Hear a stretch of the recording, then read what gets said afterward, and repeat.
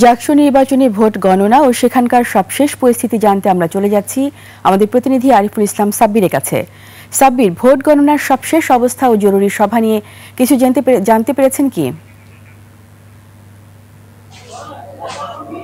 রিতা, আপনাকে ধন্যবাদ। আমি এই মুহূর্তে রয়েছি জাহাঙ্গীরনগর বিশ্ববিদ্যালয় কেন্দ্রীয় ছাত্র সংসদ নির্বাচনের যে নির্বাচন কমিশন, সেই কমিশন ভবনে। আপনি জানেন যে এরই মধ্যে কিন্তু 5টি হল সংসদের আংশিক ফলাফল কিন্তু ঘোষণা করা হয়েছে। এছাড়া আমরা যেটি জানতে পেরেছি যে সবশেষ 19টি হলের ভোট গণনা কিন্তু এরই মধ্যে শেষ হয়েছে।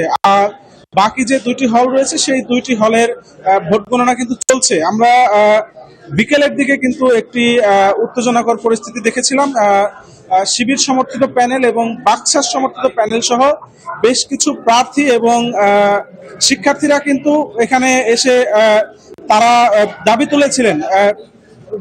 তুলেছিলেন যে যাতে দ্রুত সময়ের মধ্যে এই ভোট গণনা শেষ করা হয় এবং দ্রুত ফলাফল ঘোষণা করা হয়। তারা কিন্তু একটি দাবিও তুলেছিলেন যে রাত 8টার মধ্যে যাতে এই ফল গণনা শেষ করা হয়। আর আরেকটি বিষয় আমি আপনাকে জানিয়ে রাখতে চাই যে এই ভোট গণনার বিষয়ে প্রথমে কিন্তু কথা ছিল যে ওএমআর পদ্ধতিতে এই ভোট গণনা হবে, তবে পরবর্তীতে বিভিন্ন প্রার্থীদের দাবির মুখে কিন্তু সেই পদ্ধতি বদলে ম্যানুয়াল পদ্ধতিতে ভোট গণনা শুরু হয় এবং এই ম্যানুয়াল পদ্ধতিতে ভোট গণনার কারণে কিন্তু এই ভোট গণনায় দীর্ঘসূত্রতা তৈরি হয়েছে বলে আমাদেরকে নির্বাচন কমিশন সংশ্লিষ্টরা জানিয়েছেন। তবে এই বিষয়টি নিয়েও আমরা যেটি জানতে পেরেছি যে একটি শিক্ষকদের মধ্যে একটি আলোচনা চলছে যে ওএমআর পদ্ধতিতে এই ভোট গণনা হবে কিনা।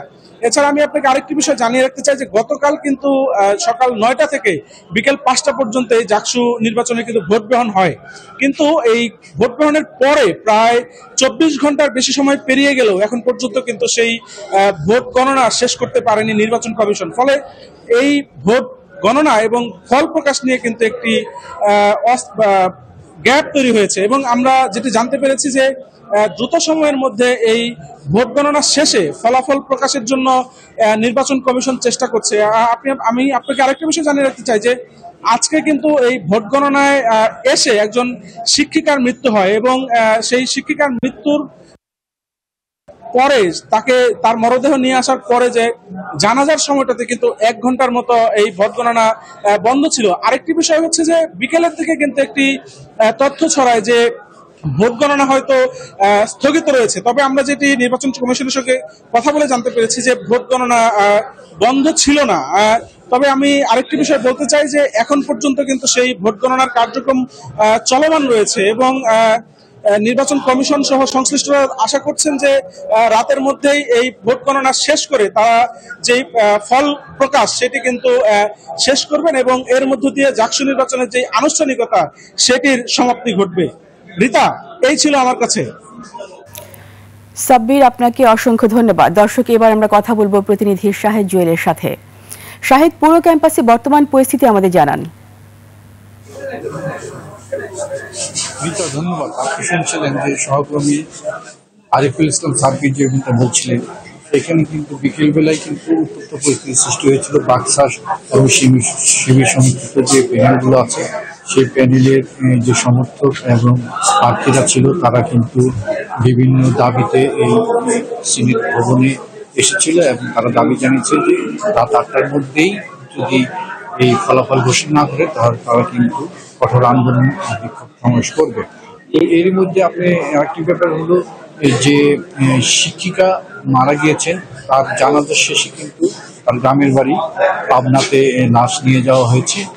আর আরেকটি বিষয় হলো আপনাকে বলতে চাই যে এখানে নিরাপত্তার দায়িত্বে যে সকল পুলিশ সদস্য ছিল তার কিছুটা কিন্তু পুলিশ সদস্য এখানে কম দেখা গিয়েছে। আমরা এই ব্যাপারে ঢাকা জেলা পুলিশ সুপার জনাব আনিসুজ্জামান সাহেবকে বলেছিলাম যে এর কারণ তিনি বলছেন না, আমরা পুলিশকে করিনি, আমরা বিভিন্ন স্পটে পুলিশদের পাঠিয়েছি এবং রেজিস্টার করে তারা কিন্তু নিরাপত্তার দায়িত্বে আছে। এখানে কোনো বহিরাগতদের ঢুকতে দেওয়া হবে না, কোনো যাতে গ্যাঞ্জাম না হয়, কোনো যাতে সমস্যা না হয় সেই ব্যাপারে কিন্তু পুলিশ কাজ করে যাচ্ছে বলে আমাদেরকে তিনি জানিয়েছেন।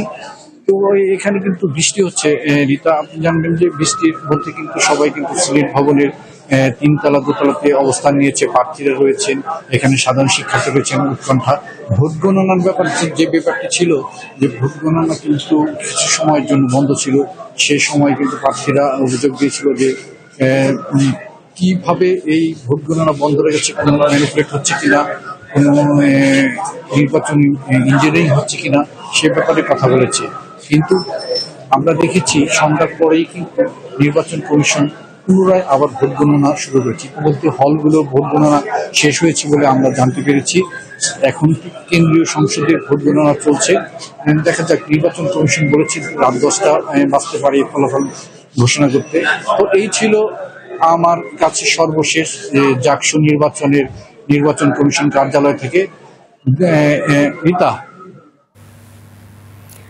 ধন্যবাদ শাহিদ ভাই। আমরা দেখলাম জাকসু নির্বাচনী ভোট গণনা এবং সেখানকার সবশেষ পরিস্থিতি খবর।